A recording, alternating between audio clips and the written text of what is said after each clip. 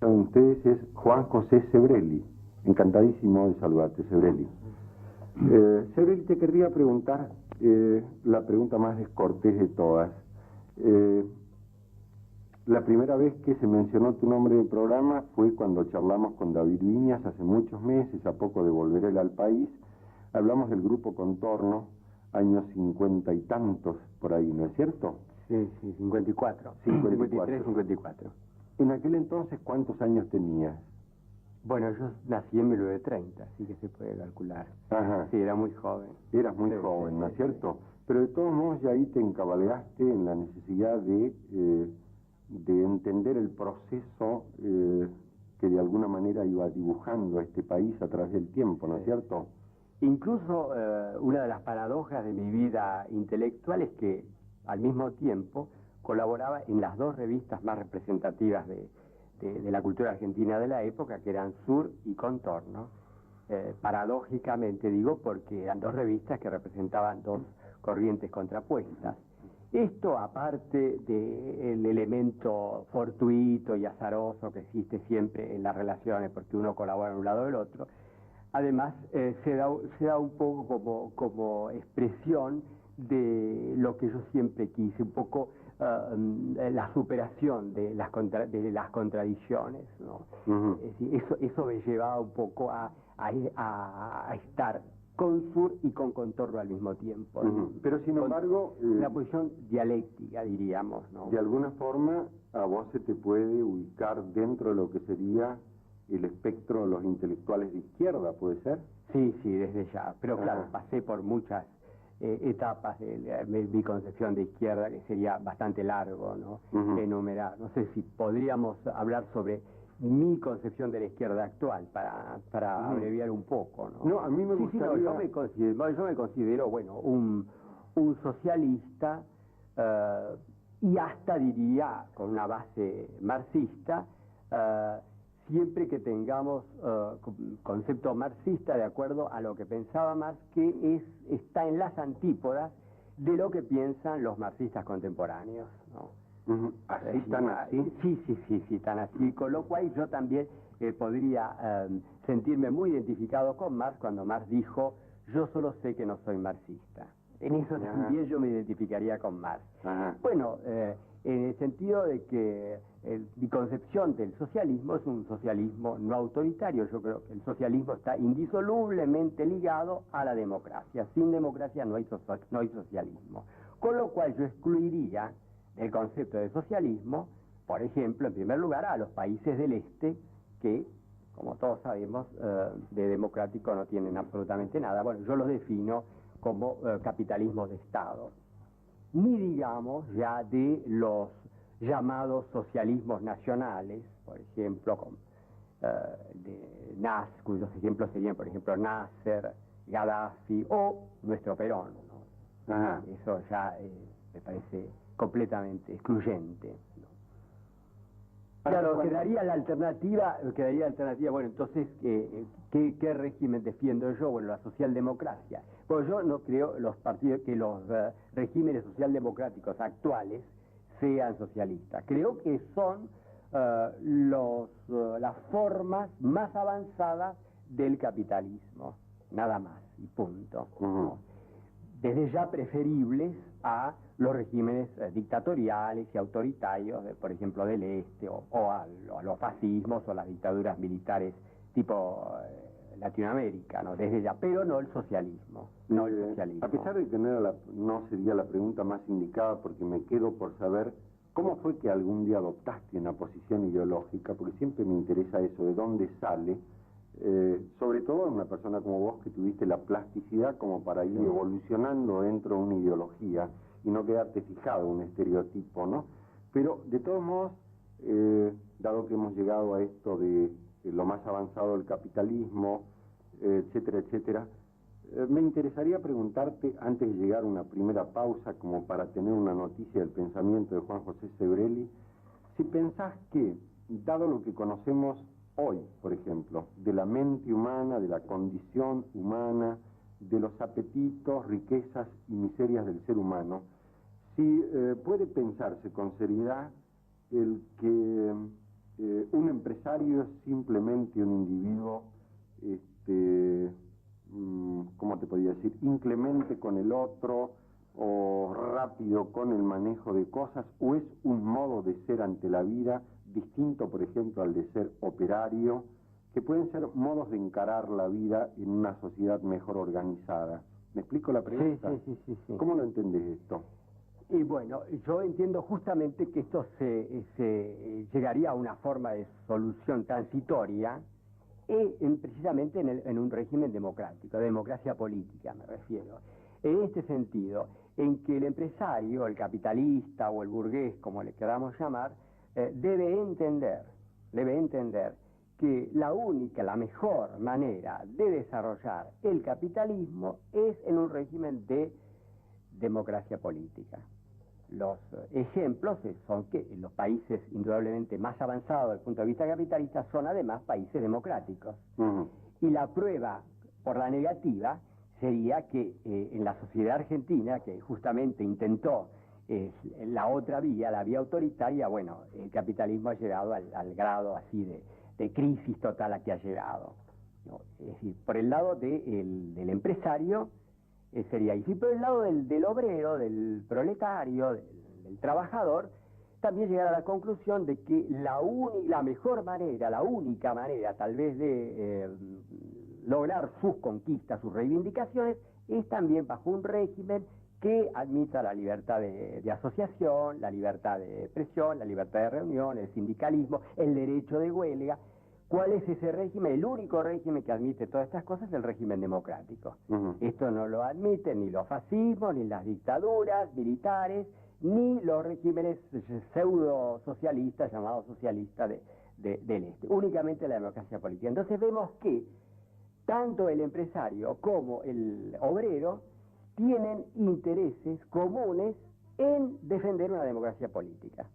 Después, a partir de esa base, a partir del respeto al juego democrático, cada uno va a defender sus propios intereses. El empresario desarrollará el capitalismo y tratará, en lo posible, de explotar lo más que pueda, ¿no?, al obrero, y el obrero tratará de sacar sus máximas ventajas, pero en el espacio común que les da la democracia política. Hasta ahí llega el acuerdo. Después, la disidencia y el desacuerdo, que es la base de la democracia. Yo no estoy planteando la unidad nacional, que me parece una fantasía.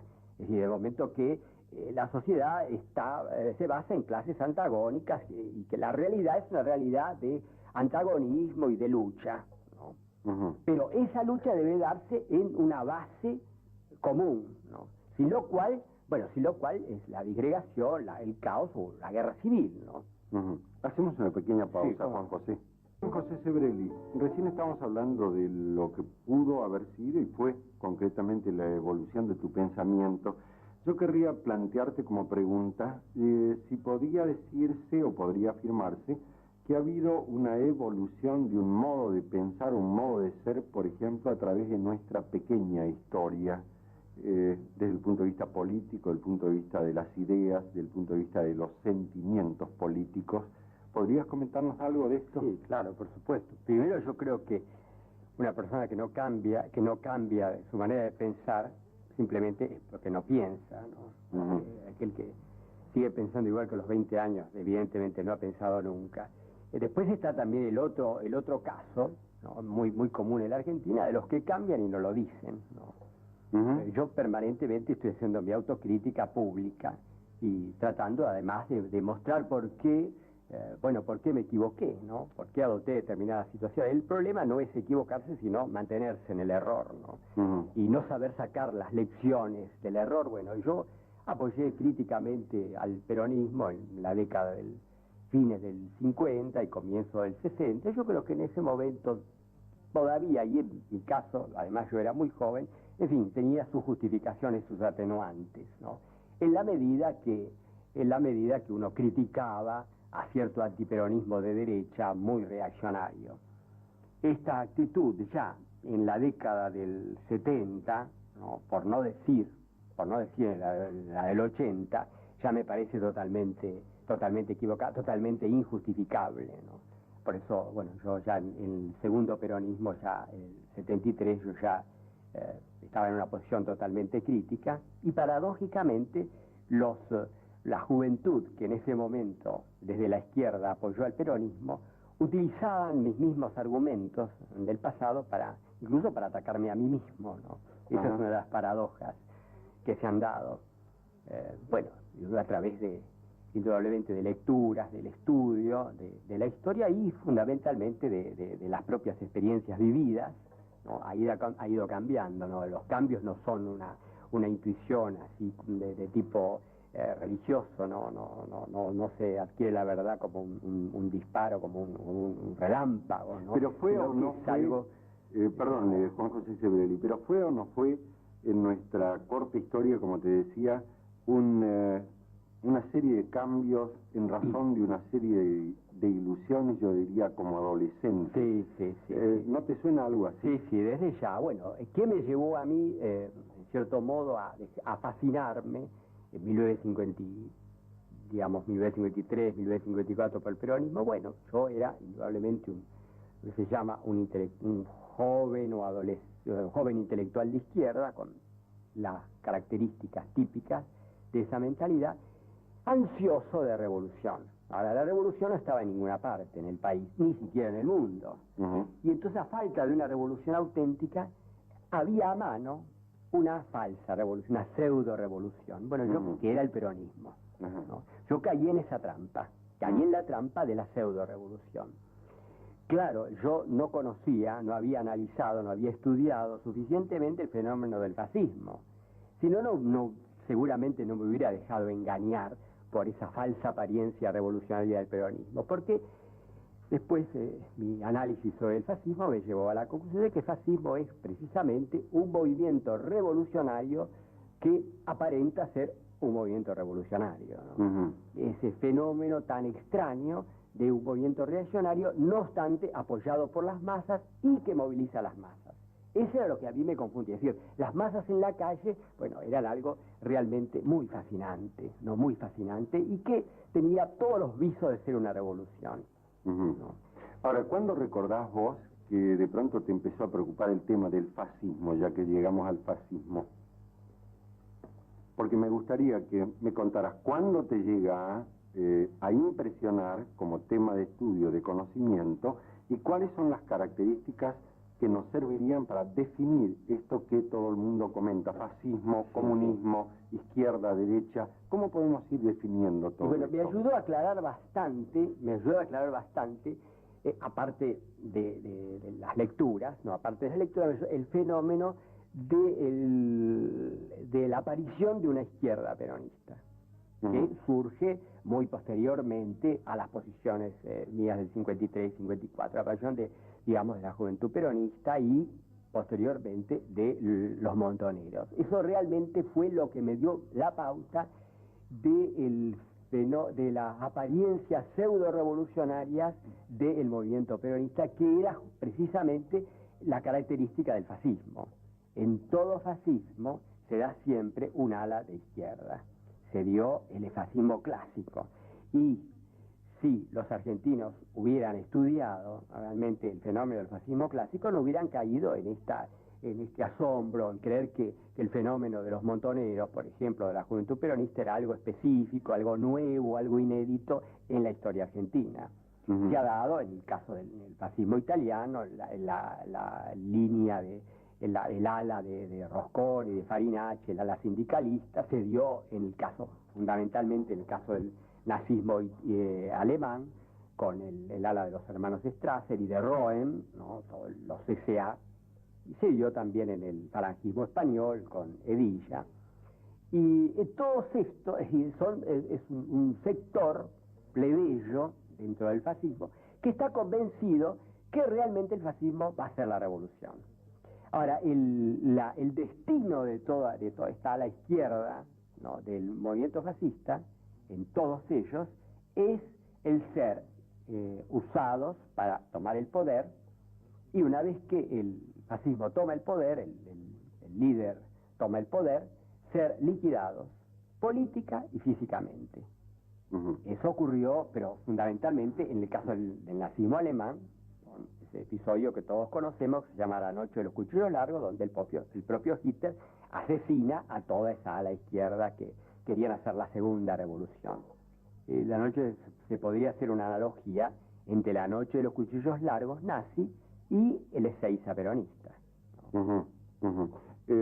Lo que quisiera que precisáramos más, si es que podemos hacerlo, ¿cuál sería el dibujo, la característica, el numen, digamos, la sustancia de la cual va a aparecer el fascismo o la personalidad fascista, que es lo que más me interesaría comentar contigo?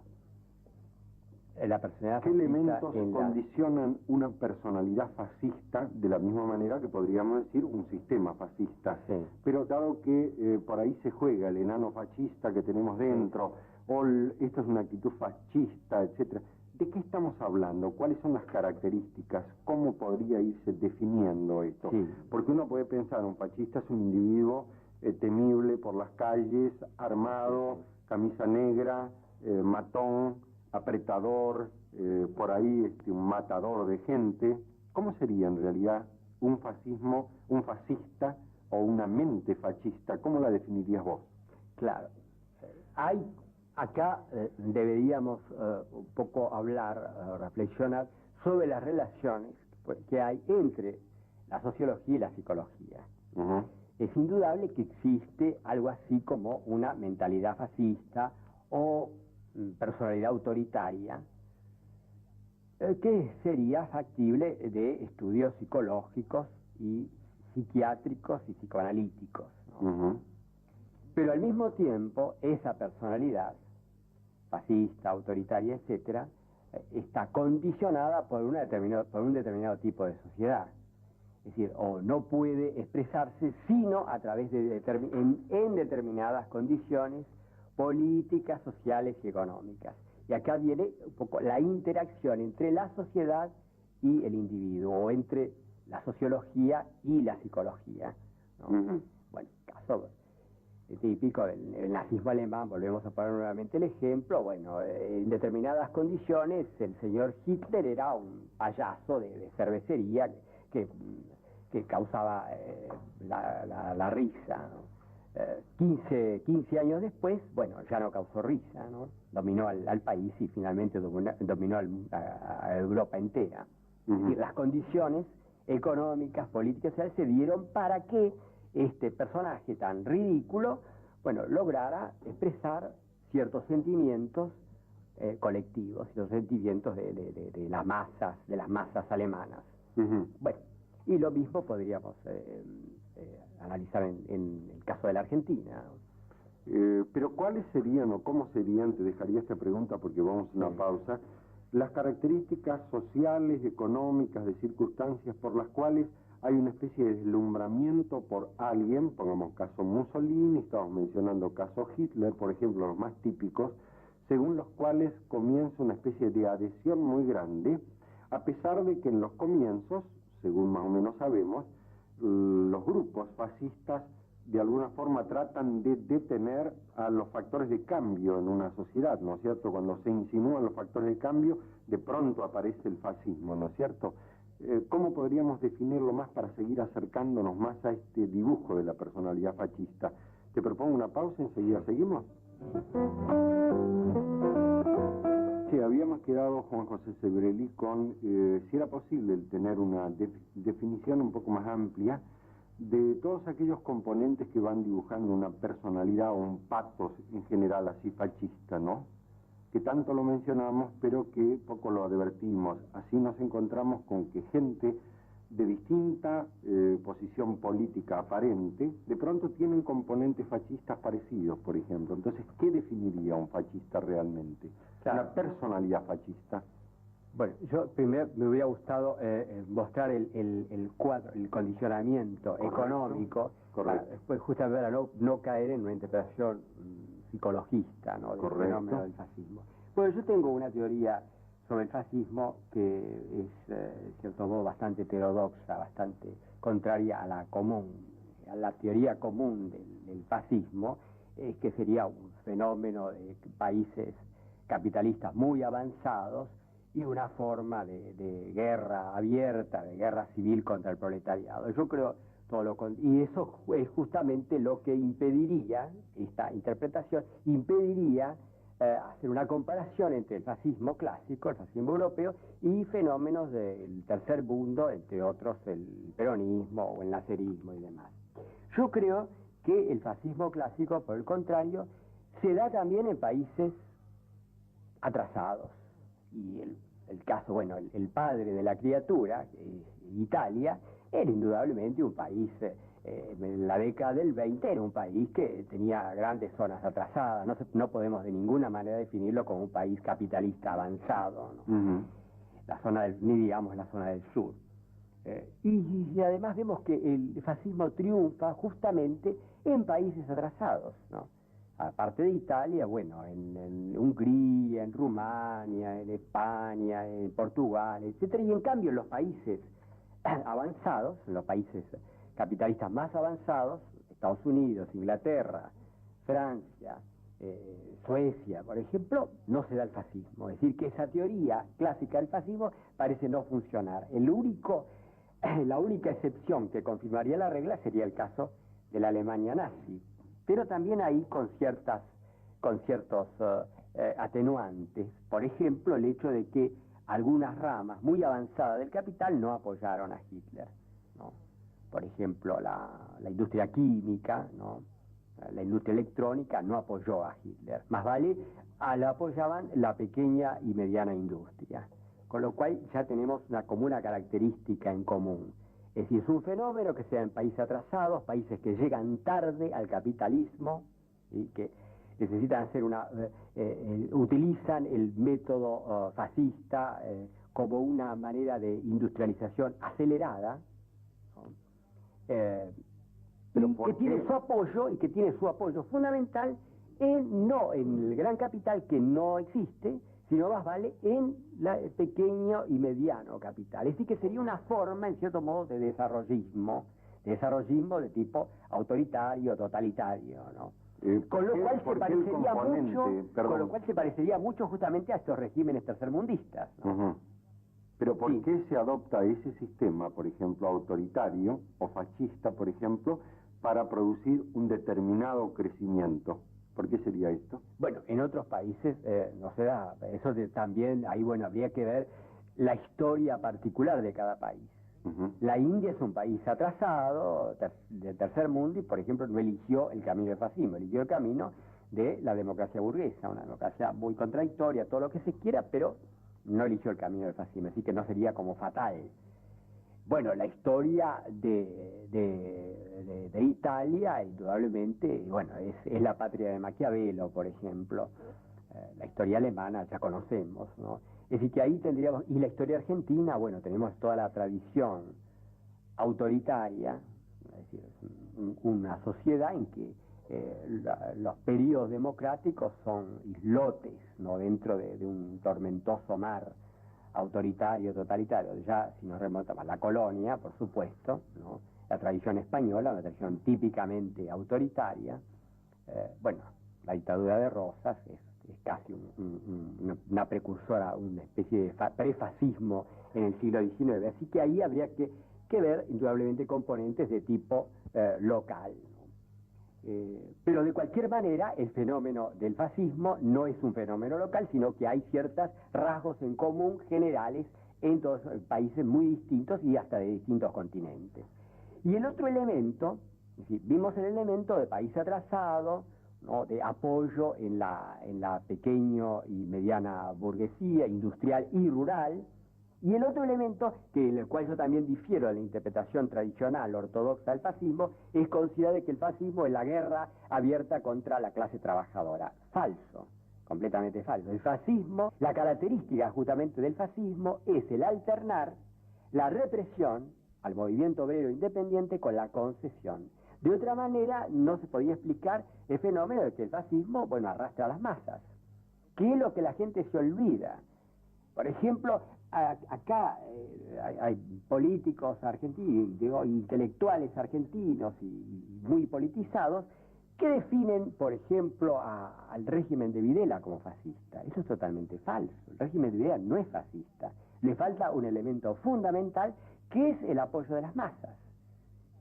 Eso es lo que es decir, justamente niegan que el peronismo, se niega que el peronismo sea un fascismo porque está apoyado por las masas. Y se afirma, por ejemplo, que Videla o Onganía son fascistas porque son regímenes represivos. Pero en los dos casos se equivocan.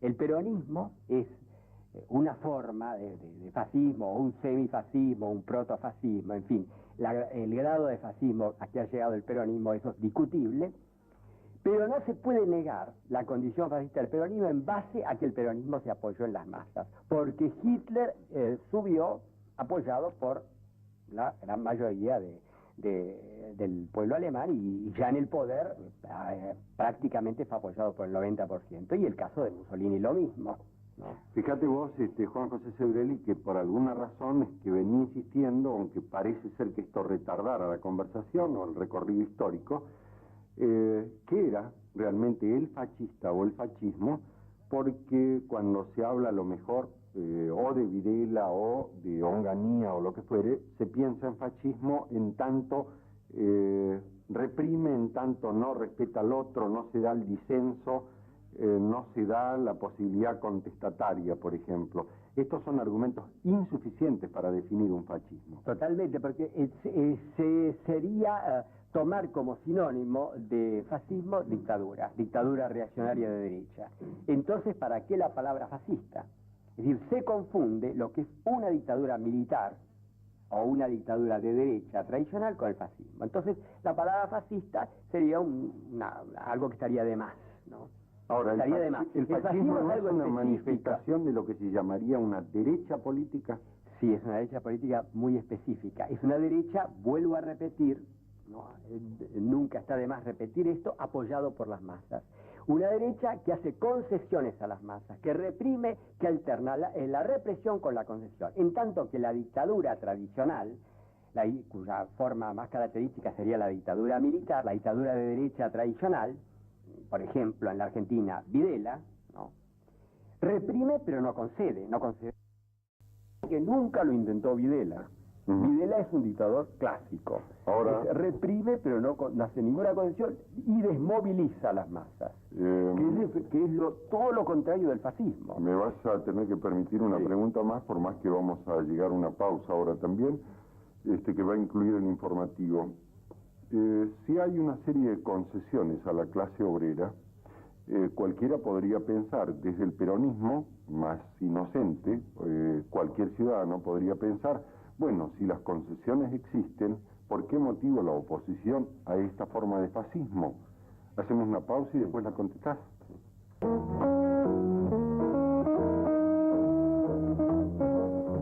Se acaba de publicar en Buenos Aires, algunos de ustedes lo saben ya, El riesgo del pensar de Juan José Sebrelli, y hoy estamos hablando justamente con Juan José Sebrelli a propósito de sus pensamientos sobre las cosas. Y nos habíamos quedado, Juan José Sebrelli, cuando estábamos hablando de una de las características del fascismo, era que incorporaba a las masas o incluía a las masas, a las cuales concedía o reprimía alternadamente. Entonces, como pregunta inocente pero necesaria, venía aquello que te dejé sobre si recibe la masa concesiones en sociedades como las nuestras, ¿por qué nos deberíamos oponer al fascismo entonces? Claro, el argumento de la concesión a las masas es justamente otro de los temas a los que se aferran los que pretenden considerar al peronismo como excluyente del fascismo. Es decir, ignoran también la historia de, por ejemplo, sobre todo el fascismo italiano. Prácticamente las leyes de asistencia social italianas fueron obra de Mussolini, ¿no? Turismo social, casas baratas, jubilaciones, indemnizaciones por despido, salario mínimo, etcétera, etcétera. Asistencia social es uno de los elementos del fascismo clásico, el de Mussolini. Al respecto, prácticamente el peronismo no innovó nada. Ahora bien, estas conquistas, entre comillas, son concedidas por el Estado como una dádiva, ¿no? Y ahí está justamente la limitación de estas conquistas. Están dadas en la medida en que son dadas como un regalo, tienen sus límites, ¿no? Las mismas conquistas realizadas en un Estado democrático, finalmente los Estados democráticos han conseguido todas estas vivas conquistas sin ceder las libertades individuales, la libertad de asociación, la libertad de un movimiento de trabajadores independientes. Es decir que debemos preguntarnos las concesiones, el precio que hay que pagar por esas concesiones es demasiado alto, por un lado. Y segundo, además, que esas concesiones están muy limitadas por lo que si se logra hasta el punto en que el Estado quiera, ¿no? Y de acuerdo también a la situación económica del momento. Estaría de acuerdo, pero me queda otra pregunta, inocente como la anterior. En el caso de situaciones o de organizaciones sociales como la Argentina, como pudo haber sido la italiana ya por el 20, donde el poder estaba muy férreamente manejado, incluso en la Argentina, por el conservadorismo, por una serie de corruptelas que históricamente están mostradas y demostradas, ¿se daba algún otro tipo de posibilidad distinta a esta como para obtener, digamos, la incorporación de un vasto sector de la población para llevarlos hasta la clase, ¿cómo podríamos decir?, hasta la etapa del trabajador casi proletario, para incorporarlos a un tipo de vida diferente? Se da en estas sociedades pobres y muy monolíticas en cuanto al poder otra circunstancia distinta para la incorporación de estas clases bajas desde el punto de vista económico o cultural? Y yo creo que se daba una posibilidad. Claro, no podemos hacer una historia como si hubiera ocurrido, es entrar un poco en la ciencia ficción, pero yo creo que sí. Es decir, el problema fundamental de los regímenes de la llamada década infame es el fenómeno del fraude. Bueno, ese fenómeno yo creo que se hubiera salvado. Indudablemente Ortiz, de no haber muerto, estaba dispuesto a terminar con el fraude. Es decir que, bueno, el conservadurismo hubiera ido perdiendo, el conservadurismo fraudulento hubiera ido perdiendo indudablemente espacio. Bueno, el poder hubiera sido en cierto modo compartido entre el radicalismo y un partido socialista, ¿no? El partido socialista que tenía bastante poder en esa época. Bueno, no nos olvidemos que la mayor parte de las leyes dictadas por el peronismo ya habían sido emitidas ya por el Congreso anterior, de la década del 30, lo único que no se habían puesto en práctica, ¿no? Ahora, yo lo que te preguntaría también sería emitidas por el radicalismo y por el socialismo. Considerando el tipo de manejo de poder que aún subsiste hasta nuestros días, yo casi diría, ¿no es cierto?, porque el poder no está en manos del presidente de manera total, ¿no es cierto? Los mismos grupos que detentan el poder en este tiempo, aunque un tanto repartido y discretamente, no eran los mismos factores de poder que manejaban concretamente los intereses nacionales y las posibilidades gubernamentales en los años 40, por ejemplo. Bueno, yo creo que ahí se abría la posibilidad, no sabemos si se hubiera realizado, vuelvo a repetir, estamos haciendo un poco de ciencia ficción, de un régimen democrático representativo, es decir, basado en partidos políticos y en el sufragio universal. Esa posibilidad estaba, por ejemplo, estaban en los radicales, estaban en los socialistas, que eran los dos partidos fundamentales, incluso en el representante del conservadorismo, que era Ortiz. Estaba dispuesto, en cierto modo, a terminar con la era de fraudulenta, ¿no? Es decir, que la posibilidad de un régimen democrático, es decir, de un régimen basado en partidos políticos y no en corporaciones, como podía ser la sociedad rural, por ejemplo, estaba abierta. Con el golpe del 43 se cierra esa posibilidad y ya directamente se inicia lo que yo llamaría la sociedad corporativa, una sociedad que se inicia que se intentó y fracasó en el año 30. Uriburu indudablemente es un borrador del peronismo, todo, incluido el apoyo en los sindicatos. Se intentó indudablemente apoyarse en algunos sindicatos, es decir que todo el peronismo ya está prefigurado en el 1930. No es casual además de que, bueno, que desde Perón hasta todos los ideólogos del peronismo hayan intervenido en el golpe del 30. Pero eso fracasó. Pero el 43 triunfa, y del 43 hasta el año pasado hay un régimen con algunos momentos, con algunas brechas, un régimen que podemos llamar así en forma general como régimen corporativo. Régimen corporativo, un régimen que no se basa en los partidos políticos, sino en corporaciones. ¿Cuáles son esas corporaciones? Las podemos nombrar: el ejército, en primer término, la iglesia, ¿no?, la burocracia sindical, la CGT, corporaciones empresariales como la CGE, etcétera, etcétera.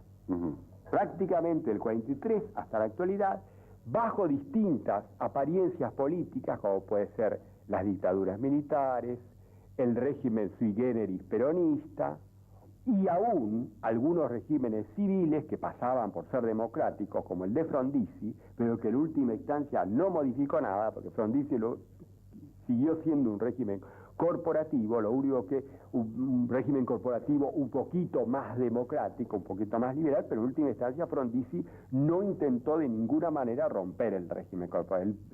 La base de Frondizi pretendía ser el ejército, la CGT y la iglesia.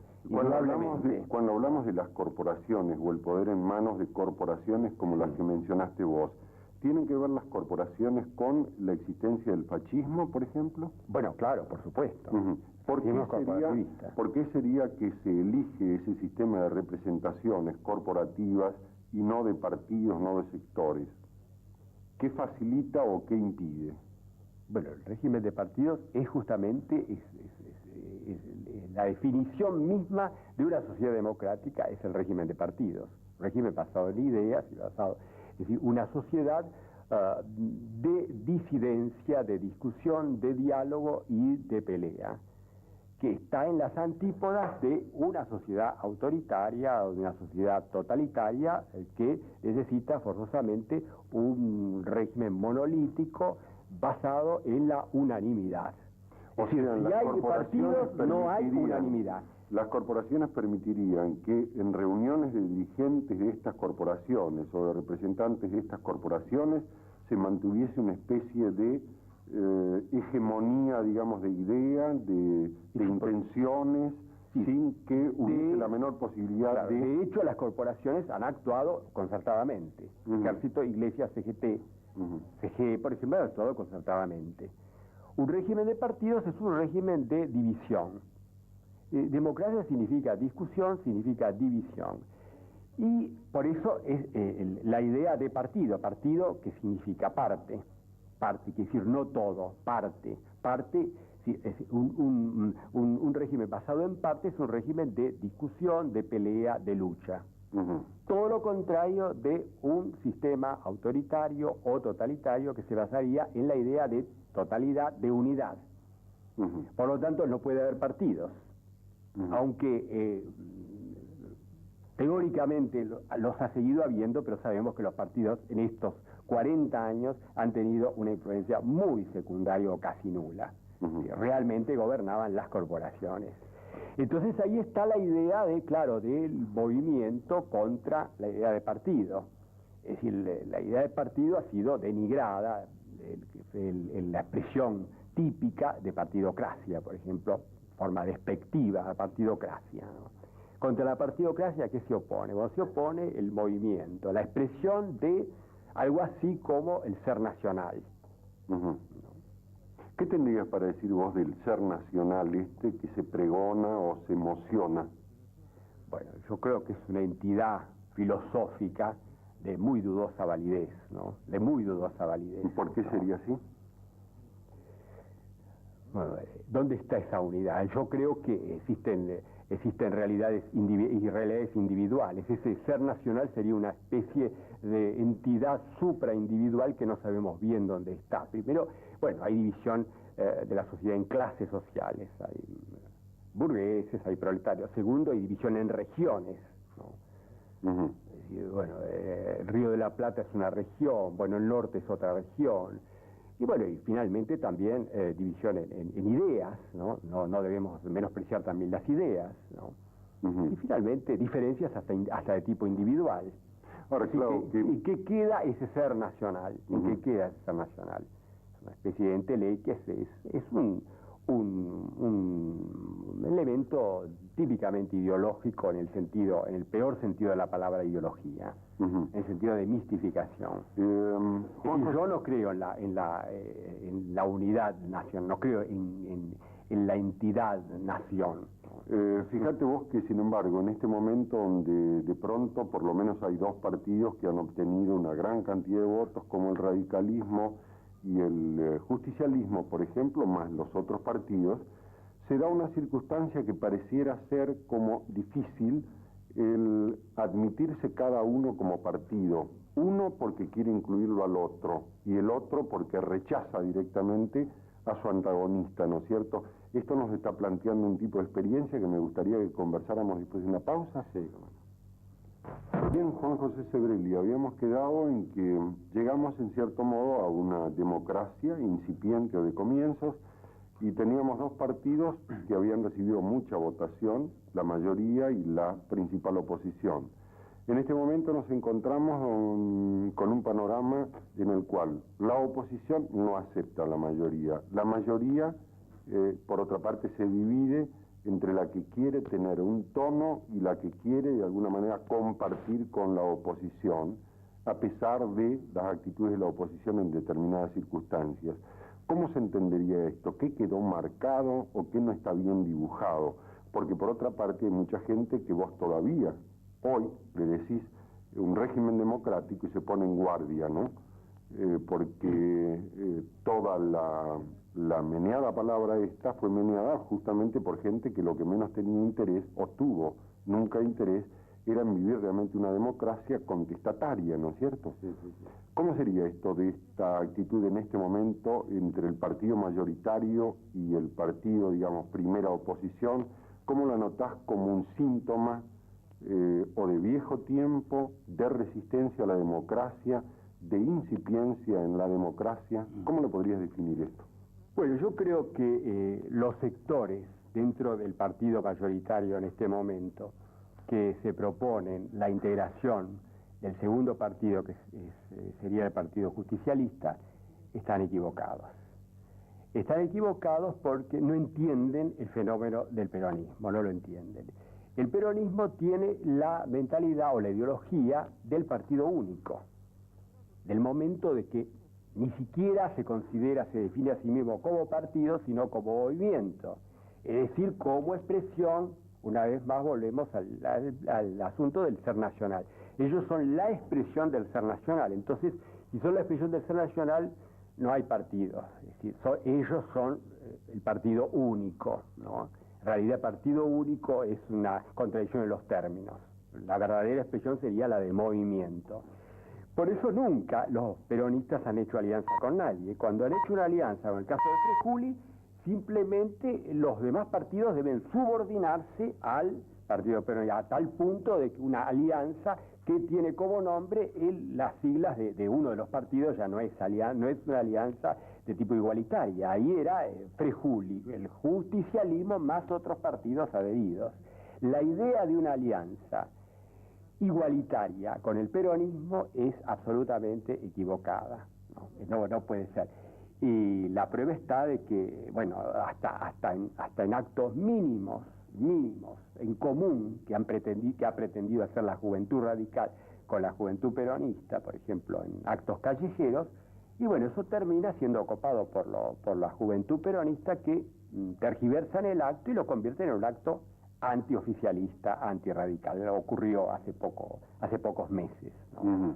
Y que eso revela bien claramente de que no hay ningún interés en el peronismo, salvo tácticamente, de entrar en una alianza leal con otros partidos, menos con el partido gobernante. Ahora, dejando las alianzas para hablarnos, como vos decías, de la pelea democrática, ¿cuál sería el inconveniente, según tu punto de vista, para que el peronismo o el justicialismo, como se lo quiera llamar, entre en ese tipo de polémica, pero no como de espera, de eliminación del adversario? Y bueno, pero eso sería acá, es lo mismo que pretender, es decir, un fascismo que elimine sus elementos fascistas, un autoritarismo que elimine sus elementos autoritarios. Es decir, es una contradicción en los términos. El partido peronista o el movimiento peronista surge como un movimiento autoritario, con tendencias totalitarias, verticalista, basado en el culto al jefe, es decir, donde no hay ni democracia interna ni aceptación de la democracia exterior. Entonces, ¿cómo podemos transformar eso en un partido democrático? Es decir, cambiando lo esencial, lo que es la base misma del partido. Para empezar, la organización de tipo verticalista. Ahora, ¿qué quedaría de ese partido? Ese es un poco el cuento del reloj del abuelo, ¿no? Que todos los días se le cambiaba una pieza, al último todas las piezas eran distintas. ¿Sigue siendo el reloj del abuelo? ¿Seguiría siendo peronista un partido democrático? No sé. Bueno, esta es una duda hasta ahora ha revelado la imposibilidad del peronismo de convertirse en un partido democrático. Ya lo vemos. Es decir, lo vemos en los congresos, no ha podido. Yo creo que eso es un poco como la tendencia que va a seguir predominando en el peronismo. Te pido una pequeñísima pausa porque nos queda como duda. Entonces, ¿qué? ¿No es cierto? Vale, dale a escuchar Juan José Sebrelli, que se está desarrollando una reunión tendiente a afirmar la idea del tercer movimiento histórico. Esto también lo afirmó, no como movimiento histórico, yo he leído simplemente tender los brazos hacia el peronismo por parte del diputado, el joven diputado Rodríguez, por ejemplo. ¿Cómo podríamos entender esto? ¿Es como tal vez una fantasía de excluir a los demás en este reparto de opiniones, excluir a los demás partidos? ¿Podría ser tal vez el sueño, una coyuntura que permitiera eliminar el encono o el enfrentamiento para poder hacer algo en común? ¿Cómo lo definís vos? No, ese es un problema, otro obstáculo más para la democratización del país. La existencia, al lastre que significa todavía la existencia del peronismo, yo creo que la democratización del país pasa por la desperonización. Imaginémoslo lo que sería España, por ejemplo, si hubiera un partido franquista con el 40 por 50% de los votos, ¿no? Bueno, España se democratizó gracias a que los franquistas sacan el 10%. Eso pero lo que es más peligroso todavía, porque pareciera ser que el peronismo se está diluyendo, está en pleno proceso de decadencia. Lo más peligroso todavía son estas tendencias dentro del Partido Radical, el único partido más o menos que intenta la democratización del país, es nuevamente la idea del movimiento, que lo expresó, del movimiento histórico, expresado por Rodríguez, por el presidente de la Juventud Radical. Y es lo que decíamos antes, es la incomprensión total de algunos sectores del radicalismo, sobre todo de la Juventud Radical, la incomprensión del fenómeno del peronismo. Ellos consideran que se puede considerar el peronismo como un partido más, con el cual se puede, en fin, establecer alianzas, etcétera. No tienen la conciencia de lo que es un partido autoritario, de lo que es un movimiento autoritario. Fíjate vos qué curioso, porque el actual presidente Alfonsín tenía como preocupación fundamental en toda su campaña y antes de su campaña el tema del autoritarismo como nocivo, ¿no es cierto? Pero te voy a dejar ahora una duda, por las dudas, dado tu manera de mencionar el peronismo, cualquiera podría decir, el que está hablando es un gorila. ¿Después me lo explicás? Luchetti, hermanos. Juan José Sebrelli, habíamos quedado con la duda que podía tener cualquiera. Quien está hablando, quien está opinando, es lo que se llama por ahí un gorila. Sí, muchos lo han dicho. Muchos lo han dicho. Bueno, pero yo me pregunto, ¿qué quiere decir la palabra gorila? Se utiliza como un insulto, básicamente, no es una argumentación política. Para empezar, el origen de esta expresión es un origen muy espurio. Surge, como vos sabrás, de un programa cómico, era casi un chiste, un chiste absurdo, un chiste sin ningún significado. Así que ya el origen es totalmente espurio, carece totalmente de todo contenido político.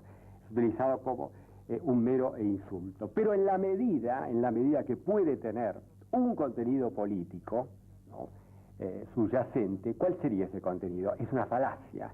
Porque, claro, si en lugar de gorila, por ejemplo, a mí me dirían reaccionario, por ejemplo, o antiobrero, yo le diría no, yo no soy eso y se lo demostraría. Si me dijeran antiperonista, yo les diría, bueno, sí, pero eso no es de ninguna manera identificable con reaccionario. En cambio, en la expresión gorila, ¿no?, a pesar de que nunca está explícito, porque no hay ninguna definición de la expresión gorila, no existe, implícitamente o inconscientemente el que oye esa expresión entendería como una mezcla, una simbiosis entre antiperonista y reaccionario, o antiperonista y antiobrero.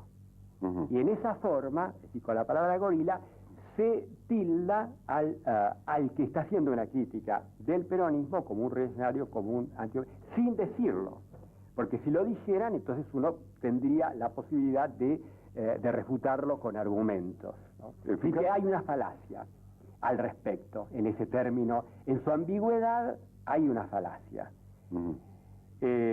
Por otra parte, si podemos tomar un modelo de lo que es un gorila, si aceptáramos que existe algo así como una ideología gorila, aceptemos que es una ideología gorila, ¿quién es el modelo, quién es el representante, el líder del gorilismo? Bueno, el contraalmirante Rojas, por ejemplo. Bueno, el contraalmirante Rojas, por ejemplo, creo que el año pasado, en un reportaje radial, dijo una especie de definición de su posición política actual. Él dijo: yo hoy me uniría con los justicialistas para luchar contra nuestros enemigos, los ingleses, los chilenos y los brasileños. Ahora bien, yo punto por punto estoy en total desacuerdo con esta expresión del señor Rojas. Yo no considero de ninguna manera mis enemigos al pueblo inglés, ni al pueblo chileno, ni al pueblo brasilero, ¿no? Creo que la guerra contra estos pueblos sería absolutamente nefasta. Por eso yo fui derrotista en la guerra de las Malvinas desde el primer momento, ¿no? Y bueno, estuve por un rotundo sí en las últimas elecciones, contrariamente a lo que apoyó el contraalmirante Rojas. Creo tal vez que sean más enemigos míos los justicialistas, en la medida que son una expresión de la dictadura, una apoyatura de la dictadura militar. Creo que mi enemigo es la dictadura militar. El que me ha oprimido, el que me ha quitado las libertades, por ejemplo, no es el pueblo inglés, sino es la dictadura militar argentina, a la que apoya el contraalmirante Rojas. Es decir que sí existe una ideología gorila.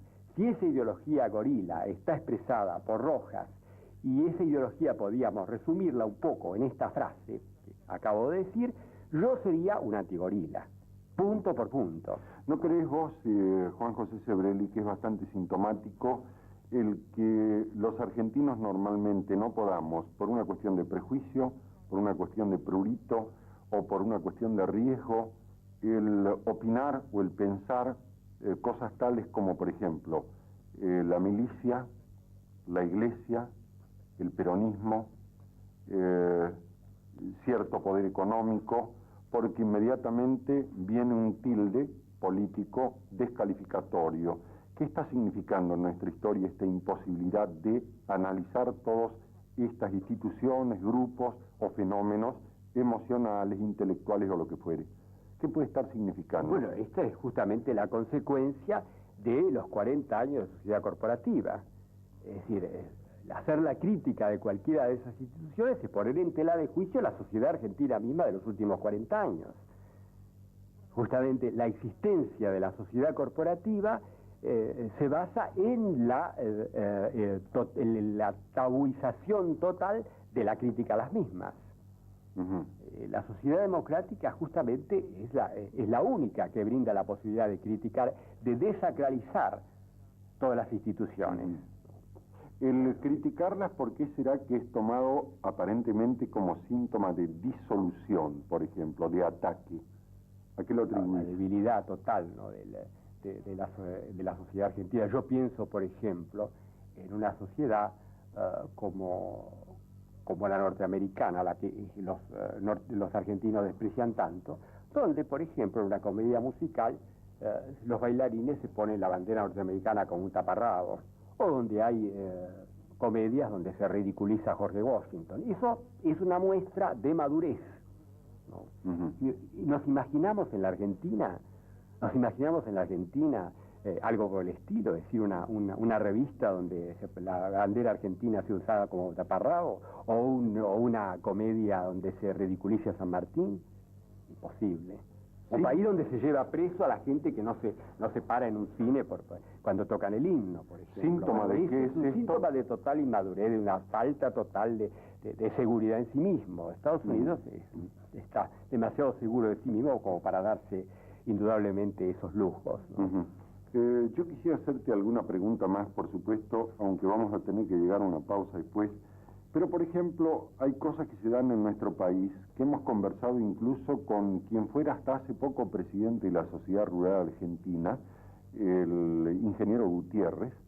Le preguntábamos a él en un momento dado cómo sentía él personalmente, como representante de un sector económico, el peso que puede significar el que nuestro país se sostenga, aún casi diríamos, de lo que produce la tierra en Argentina, granos y carnes, por ejemplo.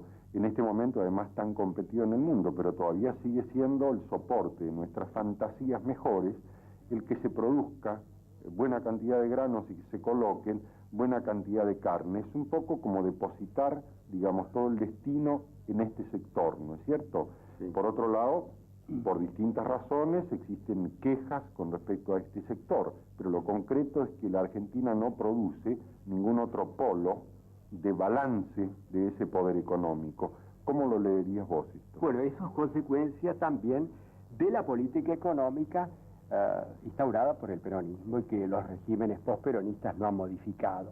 Es decir, hacer girar toda el peso, la defensa económica en base a los intereses de la pequeña y mediana industria, la pequeña y mediana burguesía industrial y rural. Como sabemos, esta pequeña y mediana burguesía industrial, decimos la rural, está totalmente incapacitada como para exportar sus productos. Entonces, finalmente, como la base del país, el equilibrio de la balanza de pagos se basa en la exportación, los que salvan ese equilibrio de la balanza de pagos son la vieja clase terrateniente, agropecuaria, tan denostada. Es decir, eso es consecuencia justamente del desarrollo defectuoso de la industrialización argentina. Es decir, solamente una industria, una alta industria competitiva y exportadora hubiera llegado a desplazar